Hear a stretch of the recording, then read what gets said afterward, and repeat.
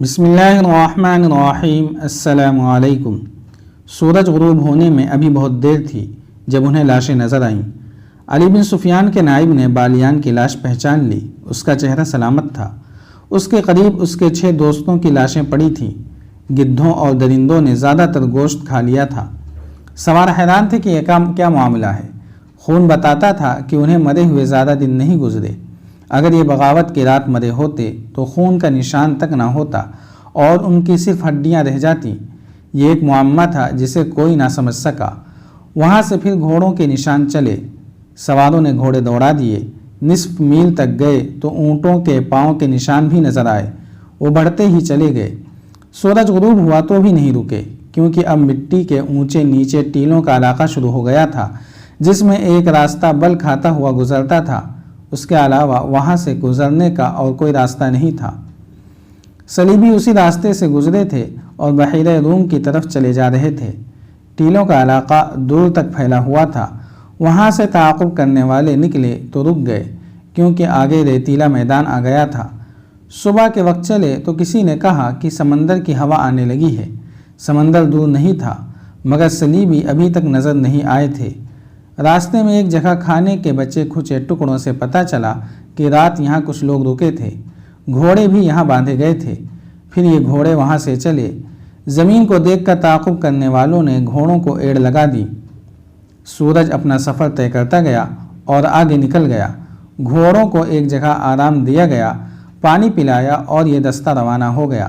سمندر کی ہوائیں تیز ہو گئی تھیں اور ان میں سمندر کی بو صاف محسوس ہوتی تھی۔ پھر ساحل کی چٹانیں نظر آنے لگیں۔ زمین بتا رہی تھی کہ گھوڑے آگے آگے جا رہے ہیں اور یہ بے شمار گھوڑے ہیں۔ ساحل کی چٹانیں گھوڑوں کی رفتار سے قریب آ رہی تھیں۔ تعاقب کرنے والوں کو ایک چٹان پر 2 آدمی نظر آئے۔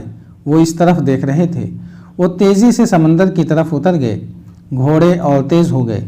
چٹانوں کے قریب گئے تو انہیں گھوڑے روکنے پڑے، کیونکہ کئی جگہوں سے چٹانوں کے پیچھے جایا جا سکتا تھا۔ ایک آدمی کو چٹان پر چڑھ کر آگے دیکھنے کو بھیجا گیا۔ وہ آدمی گھوڑے سے اتر کر دوڑتا گیا اور ایک چٹان پر چڑھنے لگا۔ اوپر جا کر اس نے لیٹ کر دوسری طرف دیکھا اور پیچھے ہٹ آیا۔ وہیں سے اس نے سواروں کو اشارہ کیا کہ پیدل آؤ۔ سوار گھوڑوں سے اترے اور دوڑتے ہوئے چٹانوں تک گئے۔ سب سے پہلے علی بن سفیان کا نائب اوپر گیا۔ اس نے آگے دیکھا اور دوڑ کر نیچے اترا۔ اس نے اپنے دستے کو بکھیر دیا اور انہیں مختلف جگہوں پر جانے کو کہا۔ دوسری طرف سے گھوڑوں کے ہنہنانے کی آوازیں آ رہی تھیں۔ صلیبی وہاں موجود تھے۔ یہ وہ جگہ تھی جہاں سمندر چٹانوں کو کاٹ کر اندر آ جاتا تھا۔ اس پارٹی نے اپنی کشتی وہیں باندھی تھی۔ وہ گھوڑوں سے اتر کر کشتی میں سوار ہو رہے تھے۔ کشتی بہت بڑی تھی۔ لڑکیاں کشتی میں سوار ہو چکی تھیں۔ گھوڑے چھوڑ دیے گئے تھے۔ اچانک ان پر تیر برسنے لگے۔ تمام کو ہلاک نہیں کرنا تھا، انہیں زندہ پکڑنا تھا۔ بہت سے کشتی میں کود گئے اور کشتی کے چپو مارنے لگے۔ پیچھے جو رہ گئے وہ تیروں کا نشانہ بن گئے تھے۔ کشتی میں جانے والوں کو للکارا گیا، مگر وہ نہ رکے۔ وہاں سمندر گہرا تھا۔ کشتی آہستہ آہستہ جا رہی تھی۔ ادھر سے اشارے پر تیر اندازوں نے کشتی پر تیر برسا دیے۔ چپوؤں کی حرکت بند ہو گئی۔ تیروں کی دوسری باڑ گئی، پھر تیسری اور چوتھی باڑ لاشوں میں پیوست ہو گئی۔ ان میں اب کوئی بھی زندہ نہیں تھا۔ کشتی وہیں ڈولنے لگی۔ سمندر کی موجیں ساحل کی طرف آتی اور چٹانوں سے ٹکرا کر واپس چلی جاتی تھیں۔ ذرا سی دیر میں کشتی ساحل پر واپس آ گئی۔ سواروں نے نیچے جا کر کشتی پکڑ لی۔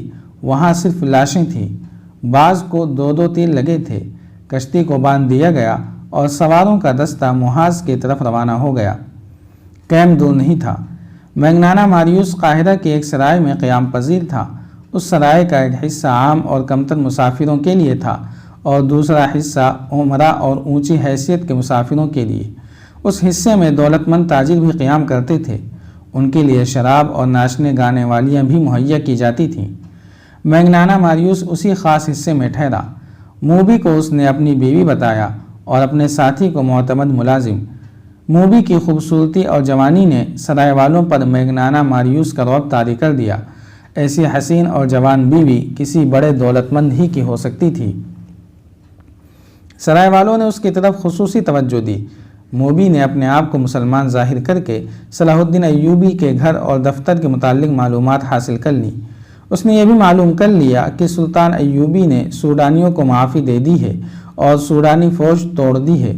اسے یہ بھی پتہ چل گیا کہ سوڈانی سالاروں اور کمانداروں وغیرہ کے حرم خالی کر دیے گئے ہیں، اور یہ بھی کہ انہیں زرعی زمینیں دی جا رہی ہیں۔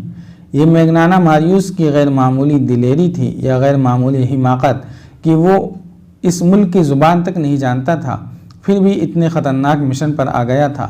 اسے اس قسم کے قتل کی اور اتنے بڑے رتبے کے انسان تک رسائی حاصل کرنے کی کوئی ٹریننگ نہیں دی گئی تھی۔ وہ ذہنی لحاظ سے انتشار اور خلفشار کا مریض تھا۔ پھر بھی وہ صلاح الدین ایوبی کو قتل کرنے آیا، جس کے ارد گرد محافظوں کا پورا دستہ موجود رہتا تھا۔ اس کے دستے کے کمانڈر نے اس سے کہا تھا کہ تم پاگل ہو، تم نے جتنی باتیں کی ہیں ان میں ذرا سی بھی عقل کی بو نہیں آئی۔ بظاہر میگنانا ماریوس پاگل ہی تھا۔ یہ ایک تاریخی حقیقت ہے کہ بڑے آدمیوں کو قتل کرنے والے عموماً پاگل ہوتے ہیں۔ اگر پاگل نہیں تو ان کے ذہنی توازن میں کچھ نہ کچھ گڑبڑ ضرور ہوتی ہے۔ یہی کیفیت اٹلی کے اس سزا یافتہ آدمی کی تھی۔ اس کے پاس ایک ہتھیار ایسا تھا جو ڈھال کا کام بھی دے سکتا تھا۔ یہ تھی موبی۔ موبی مصر کی صرف زبان ہی نہیں جانتی تھی، بلکہ اسے اور اس کی مری ہوئی 6 ساتھی لڑکیوں کو مصری اور عربی مسلمانوں کے رہن سہن، تہذیب و تمدن اور دیگر معاشرتی اونچ نیچ کے متعلق لمبے عرصے کے لیے ٹریننگ دی گئی تھی۔ وہ مسلمان مردوں کی نفسیات سے بھی واقف تھی، اداکاری کی ماہر تھی، اور سب سے بڑی خوبی یہ کہ وہ مردوں کو انگلیوں پر نچانا جانتی تھی۔ یہ تو کوئی بھی نہیں بتا سکتا کہ بند کمرے میں میگنانا ماریوس، موبی اور ان کے ساتھی نے کیا کیا باتیں کی اور کیا منصوبہ بنایا۔ البتہ ایسا ثبوت پرانی تحریروں میں ملتا ہے کہ 3-4 روز سرائے میں قیام کے بعد میگنانا ماریوس باہر نکلا تو اس کی داڑھی دھلی ہوئی تھی۔ اس کے چہرے کا رنگ سوڈانیوں کی طرح گہرا بادامی تھا، جو مصنوعی ہو سکتا تھا لیکن مصنوعی لگتا نہیں تھا۔ اس نے معمولی قسم کا چغہ اور سر پر معمولی قسم کا رومال اور عمامہ باندھ رکھا تھا۔ موبی سر سے پاؤں تک سیاہ برقع نما لبادے میں تھی، اور اس کے چہرے پر باریک نقاب اس طرح پڑا ہوا تھا کہ ہونٹ اور ٹھوڑی ڈھکی ہوئی تھی۔ پیشانی تک چہرہ کھلا ہوا تھا۔ پیشانی پر اس کے بھورے ریشمی بال پڑے ہوئے تھے، اور اس کا حسن ایسا نکھرا ہوا تھا کہ راہ جاتے لوگ رک کر دیکھتے تھے۔ ان کا ساتھی معمولی سے لباس میں تھا، جس سے پتہ چلتا تھا کہ نوکر ہے۔ سرائے کے باہر 2 نہایت اعلیٰ نسل کے گھوڑے کھڑے تھے۔ یہ سرائے والوں نے میگنانا ماریوس کے لیے اجرت پر منگوائے تھے، کیونکہ اس نے کہا تھا کہ وہ اپنی بیوی کے ساتھ سیر کے لیے جانا چاہتا ہے۔ میگنانا ماریوس اور موبی گھوڑوں پر سوار ہو گئے، اور جب گھوڑے چلے تو ان کا ساتھی نوکروں کی طرح پیچھے پیچھے چل پڑا۔ صلاح الدین ایوبی اپنے نائبین کو سامنے بٹھائے سوڈانیوں کے متعلق احکامات دے رہا تھا۔ وہ یہ کام بہت جلدی ختم کرنا چاہتا تھا، کیونکہ اس نے فیصلہ کر لیا تھا کہ سلطان زنگی کی بھیجی ہوئی فوج مصر کی نئی فوج اور وفادار سوڈانیوں کو ساتھ ملا کر ایک فوج بنائے گا اور فوری طور پر یروشلم پر چڑھائی کرے گا۔ بحیرہ روم کی شکست کے بعد، جبکہ سلطان زنگی نے فرینکوں کو بھی شکست دے دی تھی، ایک لمبے عرصے تک صلیبیوں کے سنبھلنے کا کوئی امکان نہیں تھا۔ ان کے سنبھلنے سے پہلے ہی سلطان ایوبی ان سے یروشلم چھین لینے کا منصوبہ بنا چکا تھا۔ اس سے پہلے وہ سوڈانیوں کو زمینوں پر آباد کر دینا چاہتا تھا تاکہ کھیتی باڑی میں الجھ جائیں اور ان کی بغاوت کا امکان نہ رہے۔ نئی فوج کی تنظیم نو اور ہزاروں سوڈانیوں کو زمینوں پر آباد کرنے کا کام آسان نہیں تھا۔ ان دونوں کاموں میں خطرہ یہ تھا کہ سلطان ایوبی کی فوج اور اپنی انتظامیہ میں ایسے اعلیٰ افسر موجود تھے جو اسے مصر کی امارت کے سربراہ کی حیثیت سے نہیں دیکھ سکتے تھے۔ سوڈانیوں کی فوج کو توڑ کر بھی سلطان ایوبی نے اپنے خلاف خطرہ پیدا کر لیا تھا۔ اس فوج کے چند ایک اعلیٰ حکام زندہ تھے۔ انہوں نے سلطان ایوبی کی اطاعت قبول کر لی تھی، مگر علی بن سفیان کی انٹیلیجنس بتا رہی تھی کہ بغاوت کی راکھ میں ابھی کچھ چنگاریاں موجود ہیں۔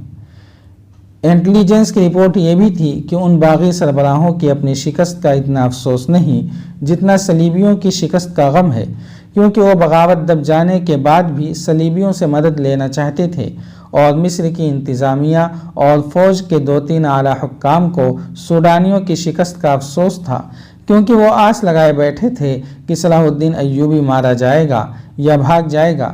یہ ایمان فروشوں کا ٹولہ تھا۔ لیکن سلطان ایوبی کا ایمان مضبوط تھا۔